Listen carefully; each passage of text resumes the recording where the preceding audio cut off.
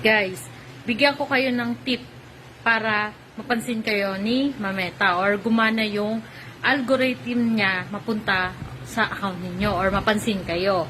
Okay, pakinggan nyo to ha kasi ito ay proven and tested to. Bago ako nagkaroon ng mga viral video, yan po ay nangyayari talaga sa mga account. At hindi lang po sa akin, pati sa mga ibang content creator, nagkaroon ng viral video. Okay? Ganito po yan. Unang-una, kailangan nyo po mag-upload ng Reels araw-araw. Isa, okay na yon, pwede na yon. Isang Reels, upload nyo, pwede na. Pangalawa, mag-live kayo araw-araw. At least, mga 30 minutes to 1 hour, ganun. Kahit hindi masyadong matagal, basta nakapag-live kayo, pwede na yon. Pangatlo, yun naman yung gumawa kayo ng long-form video. Minimum of 3 minutes. Okay? Yan po ay super effective. Nangyari na po yan sa amin.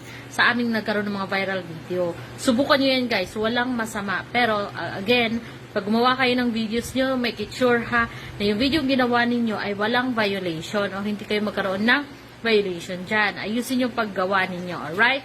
Yun po, at gawin nyo guys, makakatulong yan. Maniwala kayo sa akin kasi nangyayari na din yan sa akin at saka sa ibang mga content creator, alright? Yun lang po at love, support ko kayo 100%.